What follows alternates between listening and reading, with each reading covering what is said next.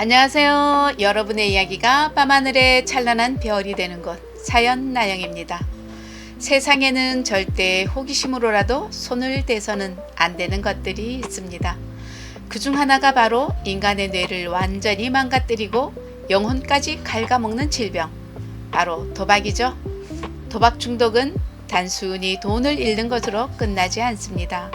수치심을 마비시키고 가족과 친구를 속이게 만들며 결국엔 자신을 구원해준 인연마저 벼랑 끝으로 밀어버리는 무시무시한 괴물로 둔갑시켜 버립니다. 오늘 사연은 도박으로 전 재산을 날리고 노숙자가 된 자신을 거둬준 은인을 결국 도박에 눈이 멀어 배신하고 해치기까지 한 어느 남성분의 옥중 고백과도 같은 이야기입니다. 오늘은 사연자님이 겪으신 그 끔찍한 타락의 과정과 추악한 심리 묘사에 완벽하게 빠져드실 수 있도록 조용히 눈을 감고 그 소름 돋는 지옥 속으로 함께 들어가 보겠습니다. 나영님, 저는 지금 차가운 철장 구석에 앉아 제 인생을 제 손으로 철저하게 박살내버린 과거를 참회하며 이 글을 씁니다. 인간의 탈을 쓰고 어떻게 그런 짓을 할 수 있었는지 제 자신이 너무나 혐오스러워 견딜 수가 없습니다.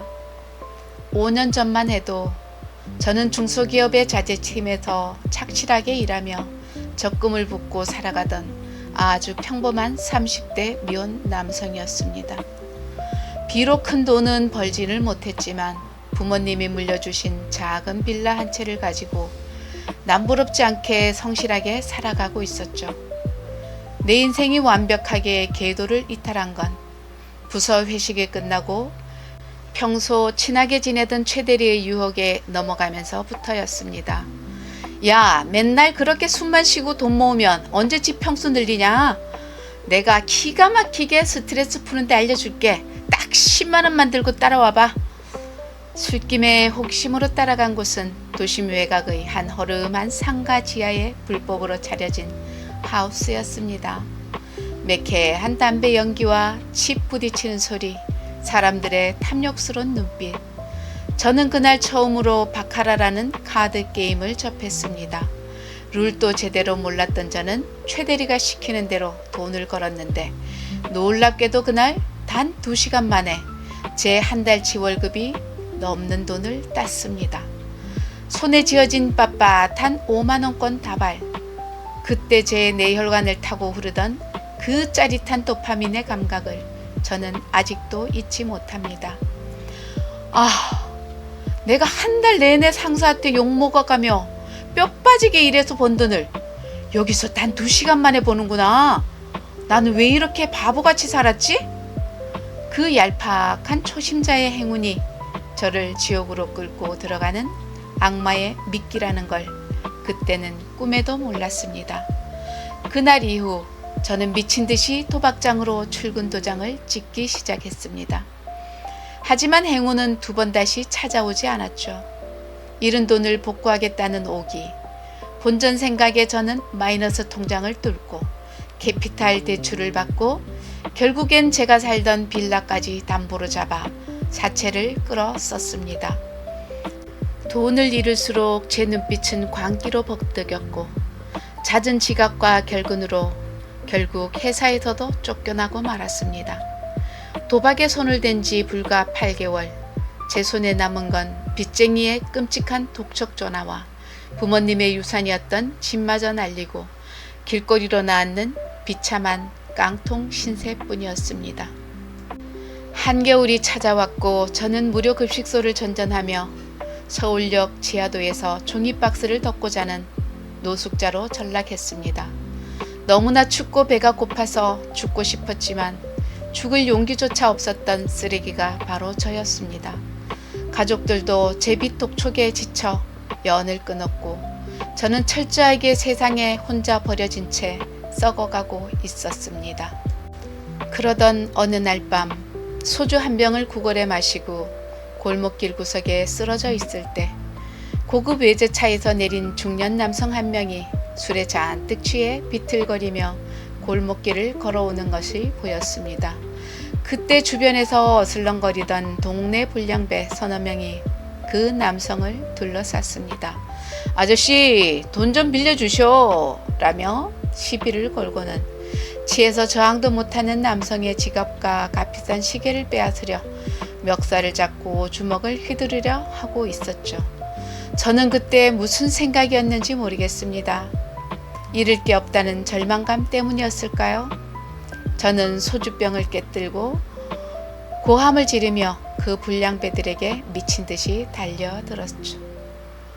이 새끼들아, 건드리지 마! 다 죽여버리기 전에 꺼져! 눈이 뒤집힌 노숙자의 살기에 기가 질린 불량배들은 욕설을 내뱉으며 도망쳤습니다. 저는 바닥에 쓰러진 그 중년 남성을 부축해 일으켰고 그는 제 남루한 행색을 보더니 명함 한 장을 건네며 택시를 타고 떠났습니다. 다음날 저는 속는 셈 치고 명함에 적힌 주소로 찾아갔죠. 그는 건실한 중견기업의 대표였습니다. 멀쩡하게 술이 깬 그는 제 몰골을 보고도 전혀 불쾌한 내색 없이 회장실로 들이고는 따뜻한 차를 내어주셨습니다. 어제는 자네 덕분에 큰 위기를 모면했네. 나한테 원한이 있는 놈들이 아마 사주한 놈들 같았거든. 보아하니 사연이 있어 보이는데 나이는 한창인 것 같고 내가 자네가 다시 일어설 수 있게 도와주겠네. 그는 제 과거를 묻지 않았습니다. 당장 씻을 수 있는 사우나 비용과 옷을 살 돈을 주었고 자신의 회사 물류창고에 일자리를 마련해 주었습니다. 심지어 회사 근처의 작은 원룸까지 보증금을 내주며 방을 구해 주었죠. 저는 깨끗한 새 정장을 입고 거울 앞에 섰을 때 바닥에 주저앉아 엉엉 울었습니다. 회장님, 이 은혜 제가 평생 목숨 바쳐 갚겠습니다. 진짜 개처럼 일하겠습니다. 은혜는 무슨, 어제 자네가 내 목숨을 구했으니 인지상정이지. 과거는 다 잊고 성실하게 새 사람으로 살아보게. 그는 저에게 빛이요 신이요 구원자 그 자체였습니다. 그렇게 2년의 세월이 흘렀습니다. 저는 물류창고에서 누구보다 성실하게 일했고 회장님은 그런 저를 기특하게 여기며 본사 영업팀으로 발령까지 내주셨습니다. 매달 꼬박꼬박 월급이 들어왔고 빚도 조금씩 갚아나가며 제 삶은 완벽하게 정상을 되찾아가고 있었습니다.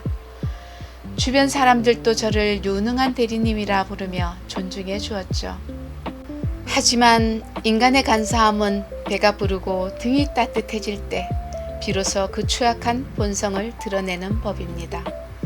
살만해지고 통장의 잔고가 조금씩 쌓이기 시작하자 제 뇌리를 떠나지 않던 그 끔찍한 병이 다시 도지기 시작했습니다.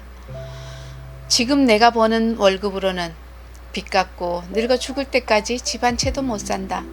딱 한 번만 승부를 봐서 예전에 날렸던 내 집값만 복구하고 두 번 다시 도박은 쳐다보지도 않는다. 도박 중독자들의 가장 흔하고도 역겨운 합리화. 저는 퇴근 후 다시 그 지옥 같은 불법 하우스에 발을 들이고 말았습니다. 처음엔 몇십만 원으로 시작했던 판돈이 며칠 만에 수백만 원으로 커졌고 저는 또다시 이성을 잃고 밤을 새워가며 카드에 목숨을 걸었습니다. 가진 돈을 모두 다 날리자 이번에는 타겟을 바꾸었습니다. 바로 저의 은인 회장님이었죠. 저는 눈물을 쥐어짜며 회장님실을 찾아갔습니다.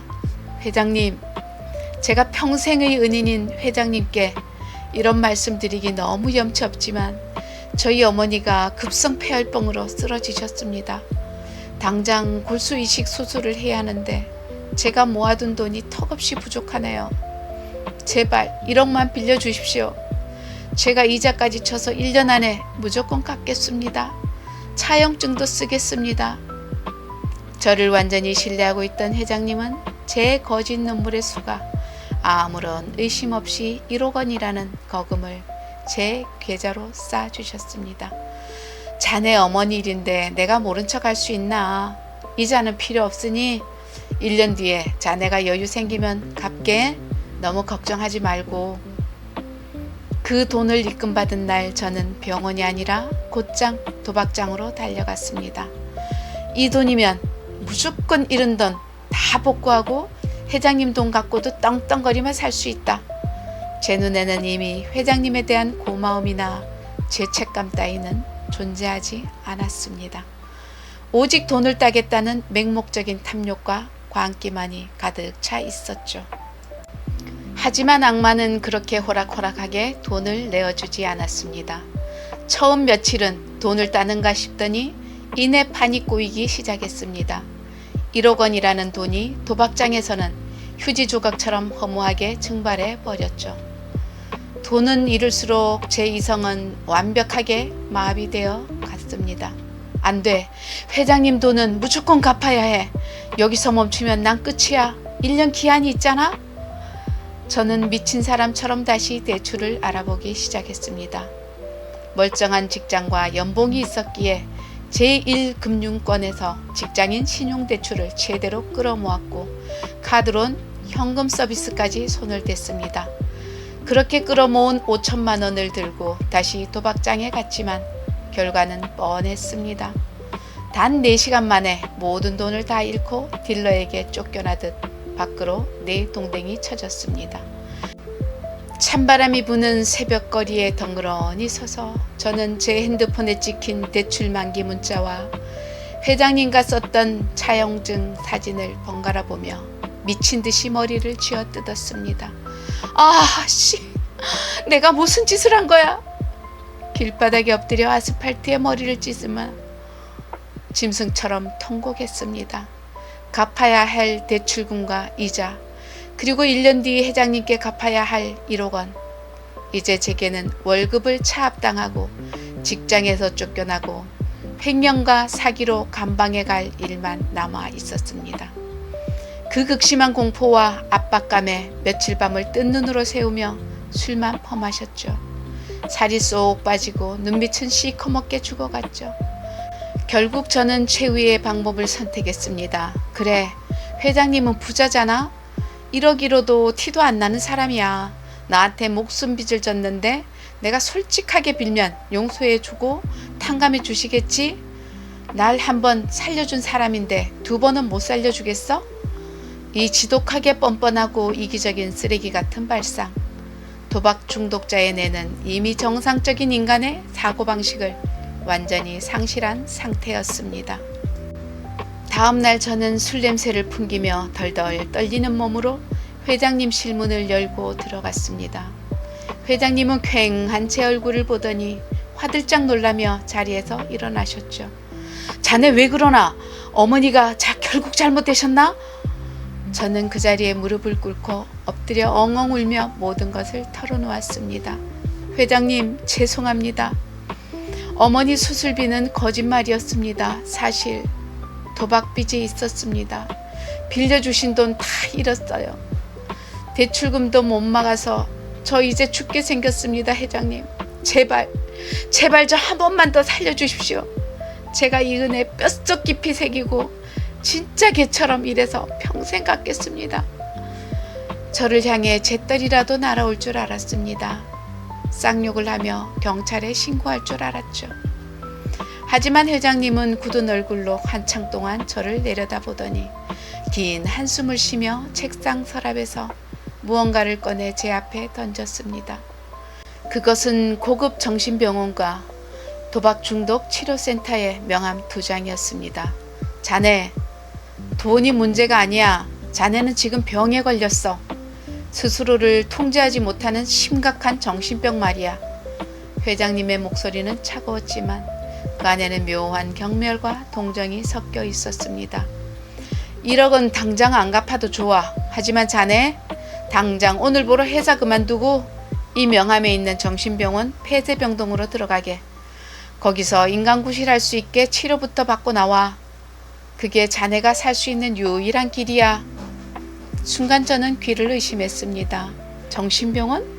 폐쇄병동? 미친놈들 갇혀있는 그 철창 감옥에 나를 쳐넣겠다고?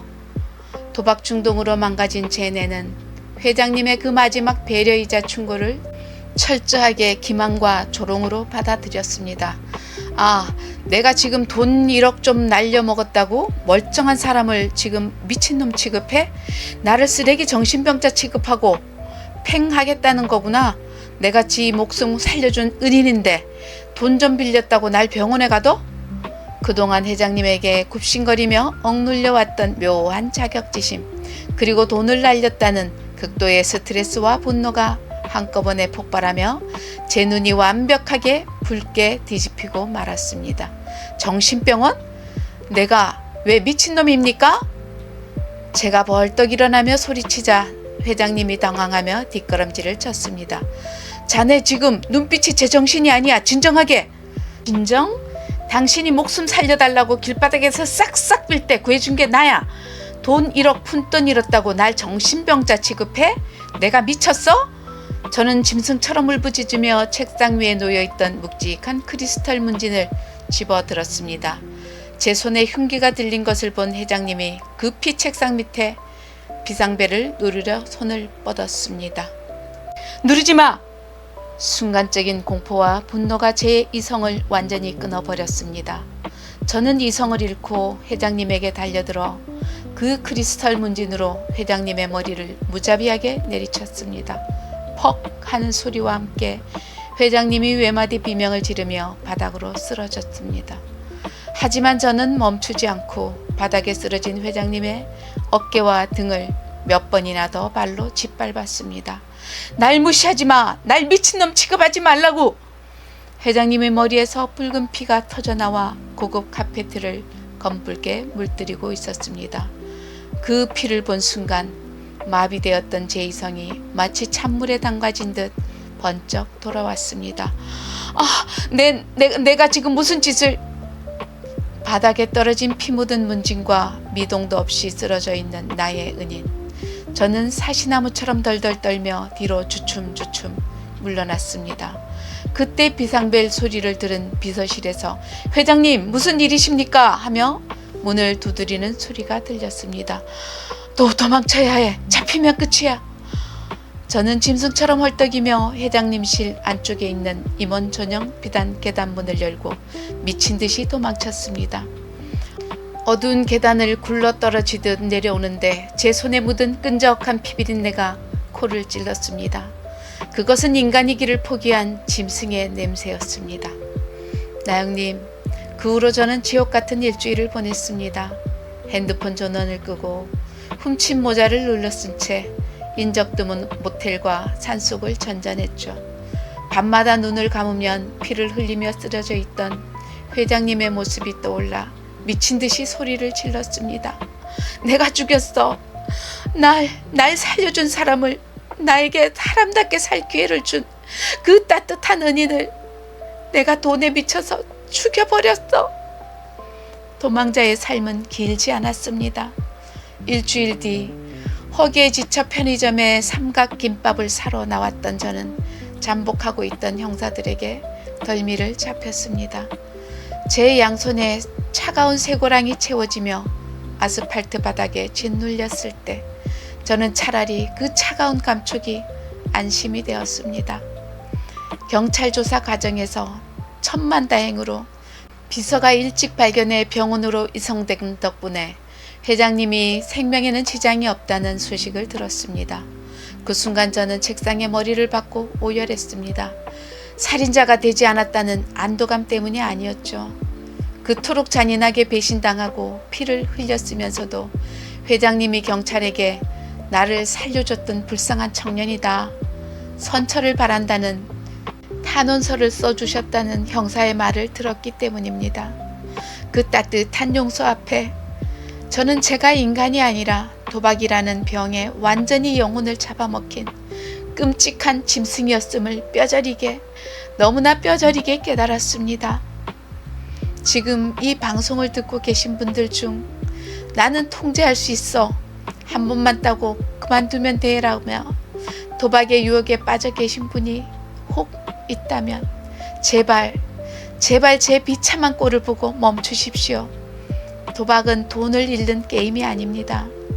이성과 양심을 마비시키고 당신을 사랑하는 가족을 속이게 만들며 결국엔 당신의 인생을 시궁창으로 처박아 살인마로 만들어버리는 무시무시한 악마입니다. 저는 이제 긴 수감 생활을 하며 남은 평생 동안 제 죄를 참회하고 속죄하며 살아가겠습니다. 2번 다시 사회에 나가서도 제 손으로 피땀 흘려 번 돈이 아니면 10원 한 장 쳐다보지 않겠습니다. 회장님, 정말 죄송합니다. 쓰레기 같은 저를 구해주셨는데 은혜를 피로 갚은 이 짐승 같은 놈을 제발 용서하지 마십시오.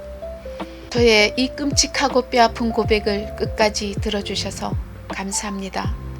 님, 사연자님이 겪으신 그 끔찍한 타락의 과정과 추악한 범죄의 순간에 저 역시 너무나 큰 충격과 분노 그리고 안타까운 마음으로 읽었습니다. 사연자님을 벼랑 끝으로 밀어넣은 건 불량배들이나 빚쟁이들이 아니었죠. 바로 사연자님이 그 알량하고 추악한 탐욕 때문이었습니다. 네, 회장님의 말씀이 정확했습니다. 사연자님은 돈이 없는 게 문제가 아니라 스스로를 통제할 능력을 완벽하게 상실한, 즉시 격리되고 치료받아야 할 끔찍한 환자이자 괴물이었습니다. 그 마지막 동아줄 같은 충고마저 자신의 자격지심으로 곡해하여 살인미수라는 범죄를 저지른 것, 그것이 바로 도박 중독이라는 악마가 인간의 뇌를 어떻게 파괴하는지 보여주는 가장 완벽하고 소름 돋는 증거입니다. 천만다행으로 회장님께서 목숨을 건지시니, 그리고 또 선처까지 해주셨다니, 사연자님은 감옥에서 평생을 무릎 꿇고 기도해도 모자랄 엄청난 은혜를 2번이나 입으신 거네요. 그 쇠고랑의 차가운 감촉을 평생 뼈에 새기십시오. 출소하시더라도 2번 다시 요행을 바라지 마시고 피땀 흘려 10원짜리 하나라도 다시 모으는 정직한 인간의 삶을 살아가시길 아주 차갑고 무겁게 경고이자 응원하겠습니다. 오늘 비난받을 것을 각오하고 자신의 끔찍한 민낯을 세상에 고백해 주신 사연자님께는 그 차가운 감방 안에서 마비되었던 이성을 번쩍 깨우고 정신을 차리시라고 시원하고 따뜻한 커피 기프티콘 보내드리도록 하겠습니다. 모쪼록 그 쌉싸름한 온기를 느끼며 진심으로 속죄하는 시간을 보내시길 바랍니다. 어디에도 말 못할 치명적인 중독의 고민, 꽉 막힌 속을 뚫어주는 사이다 썰, 그리고 일상의 모든 무거운 비밀들까지 사연 나영은 여러분의 모든 사연을 두 팔 벌려 환영합니다. 여러분의 은밀하고 소중한 이야기는 저희 공식 이메일 nayeongg405@gmail.com으로 365일 24시간 언제나 활짝 열려 있습니다. 잊지 마시고 꼭 기억해 주세요. 오늘도 팍팍한 현실과 차가운 세상의 온갖 유혹 앞에서 땀 흘려 정직하게 버텨낸 대한민국 모든 청취자 여러분, 정말 수고 많으셨습니다. 땀방울이 섞이지 않은 돈은 결코 내 것이 아님을 잊지 마세요. 언제나 당신의 정직한 일상편에 서 있는 사연 나영이었습니다. 오늘 밤은 헛된 욕심 없는 가장 평온하고 정직한 꿈 꾸시길 바라며 여기서 마감하겠습니다. 안녕.